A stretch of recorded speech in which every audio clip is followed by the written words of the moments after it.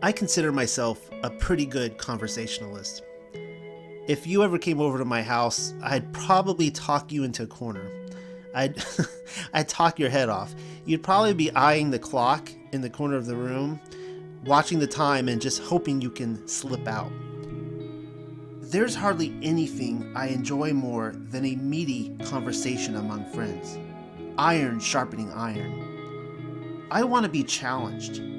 I want to digest our dialogue on the following morning. One such phone conversation last summer left me so convicted that I threw away my entire movie collection. A good friend is someone who will risk saying the right thing, even if it means offending. He made some solid points, with scripture to back him, and I quickly surmised there was no reason to fight my way out of the corner. I'm nearing 40 now, so we're talking at least 20 years of DVD and Blu-ray purchases. I'm somewhat of a movie snob, so think John Ford, Terrence Malick, Stanley Kubrick, Alfred Hitchcock, and I had a particular love for Depression-era crime noir with fast-paced dialogue like The Maltese Falcon. I simply delight in Citizen Kane, or the art films of the 1960s. For me, Casablanca was the most perfect film in existence. I would watch it again and again, obsessively looking for a single flaw, looking for a single line of dialogue which did not somehow advance the plot.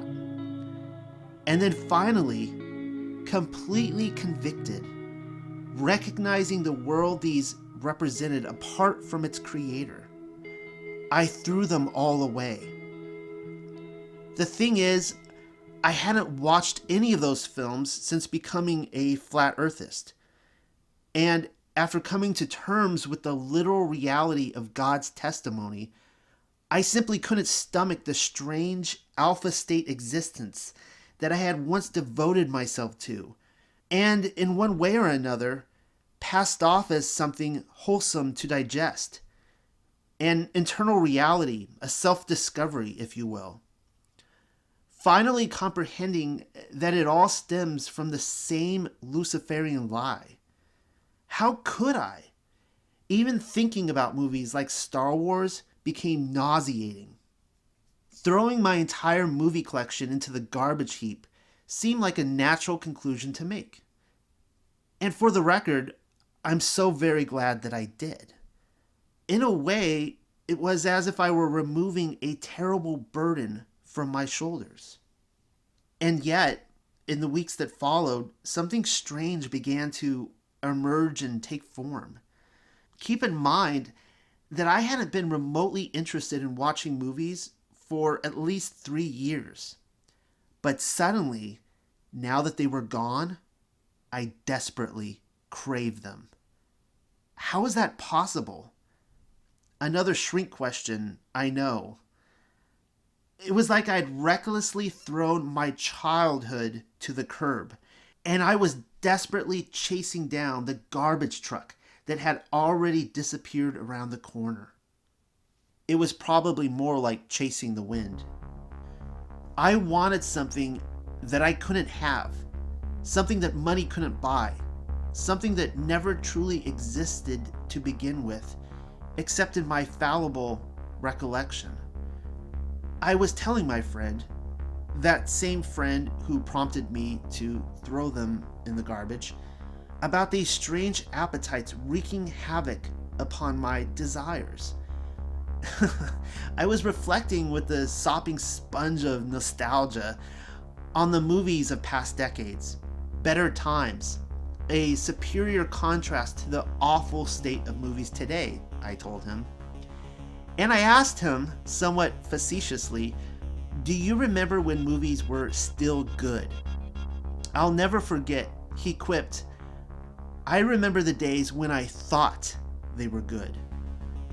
That single response has stuck with me more than any line in any movie, including quotable quotations from Forrest Gump or The Wizard of Oz or Casablanca could ever hope to offer. I've broken down a few times recently and rewatched some of my favorites, perhaps hoping to reclaim that warmth that movies once seemed to offer. And my friend was right. The things that I had once found delightful, the sort of beauty and devotion that promised to add philosophical refinement to the truth of the gospel, were never actually good to begin with. As a child, my dad would show me films from his youth, Audrey Hepburn and Cary Grant in Charade, or Steve McQueen, James Garner, Charles Bronson, and James Garner in The Great Escape comes to mind. What an excellent cast. I didn't even name them all. And my grandfather would do the same. That's perhaps why I got into John Ford films. It was difficult for him to invest in a narrative unless John Wayne could be read in the opening credits. So that's a no-go, even for The Great Escape. Wayne wasn't cast in that one. I think the real shrink analysis here is that I want my sons to experience something of my childhood, just as my father and grandfather wanted me to experience something of their youth. I had a good childhood.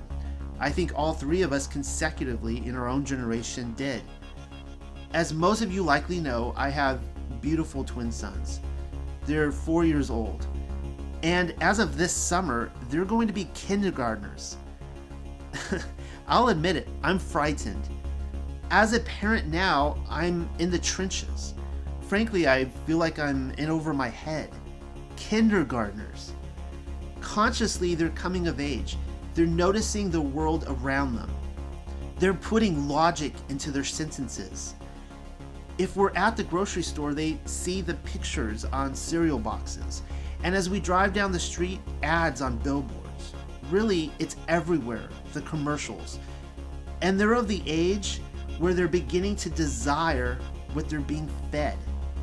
Naturally, as humans, I'm discovering now that from the earliest ages, we want to be programmed. And I guess this goes back to the shrink question.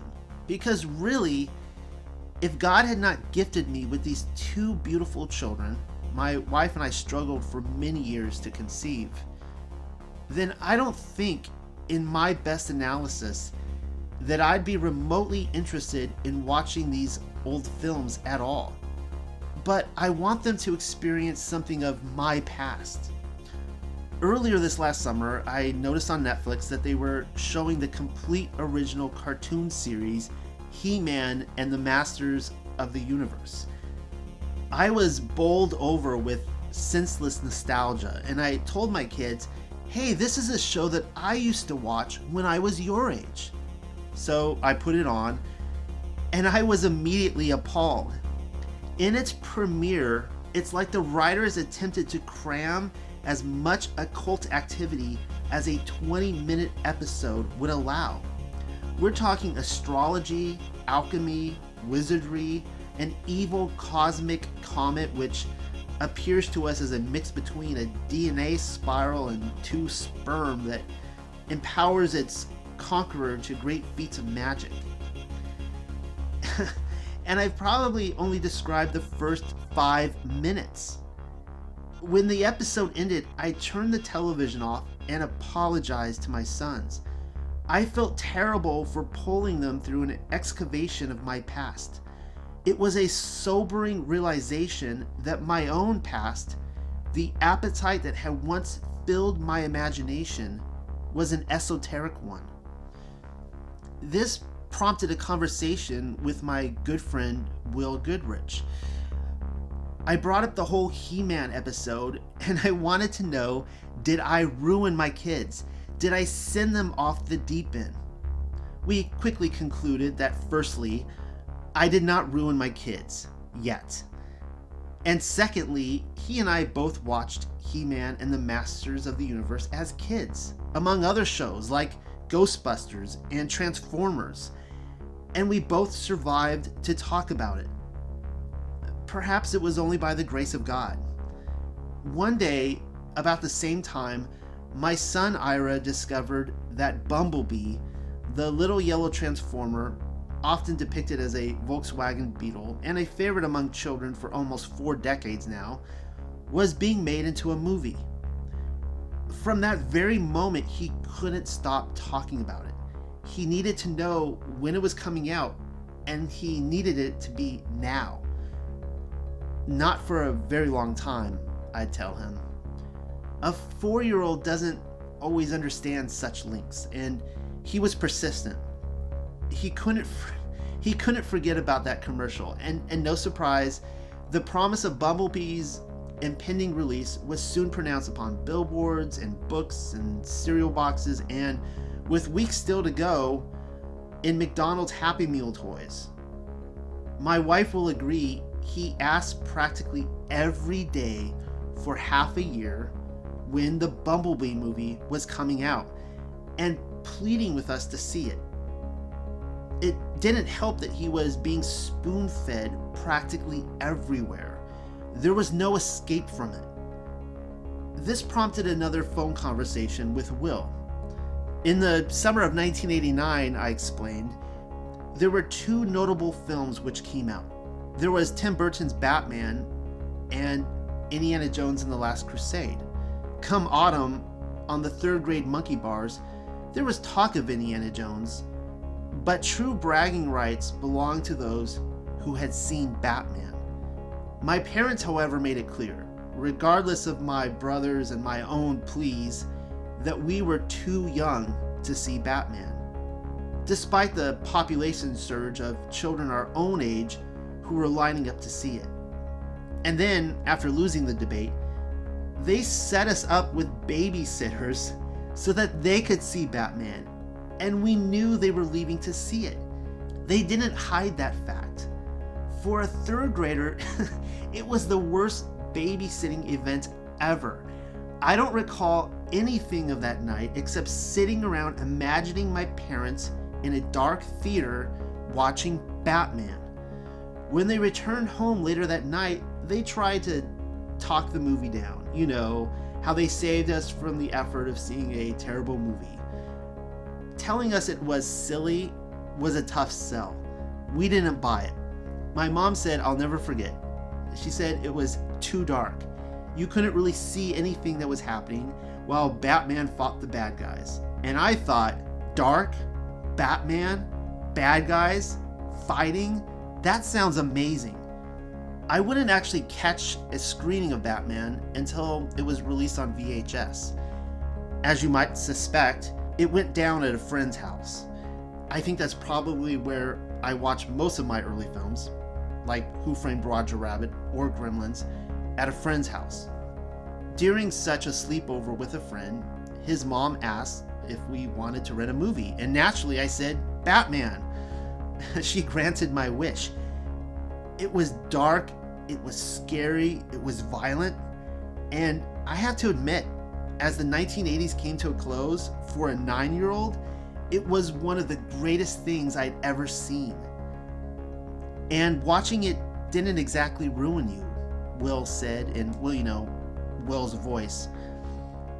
I concluded, no, in my Christian walk, I guess I did survive Batman. It didn't ruin me. As my son continued pleading with me every day how he wanted to see Bumblebee, every day for half a year, I couldn't help but contemplate that summer in 1989, and afterwards how I had to sneak a screening at a friend's house. See, this is my dilemma as a parent. As a husband and a father, I am personally responsible for what enters my house and what does not enter my house. I believe I will be held accountable before God regarding the decisions that I make for my family. And that's a trembling thought.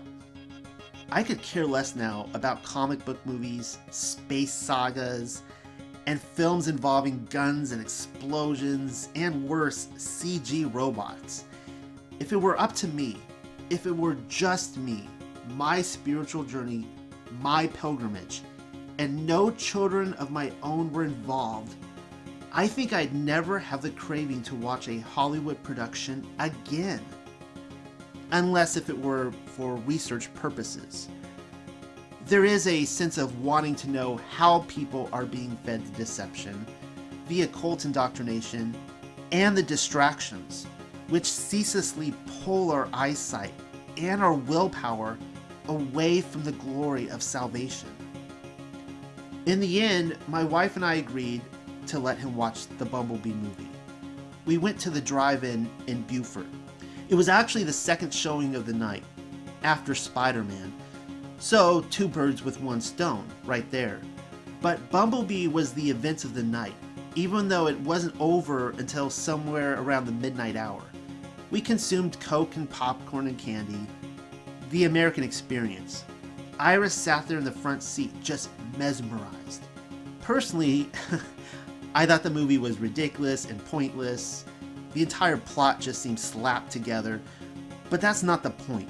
For a 4-year-old, nearing the conclusion of the second decade of the 21st century, it was amazing. This, of course, prompted another phone conversation, a debriefing with Will.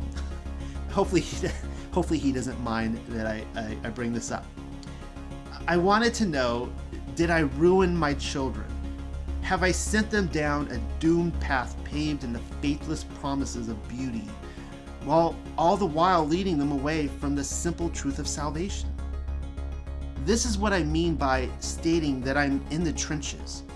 It has often been noted that orders given by commanding officers sitting behind a clerical desk does not always fare so well with the sort of orders a soldier sitting in the mud demands for success. Strategy often changes when the bullets buzz past our ears. I guess I'm talking about this today because I want to hear from you. What is your take on what a parent should or should not allow for his household?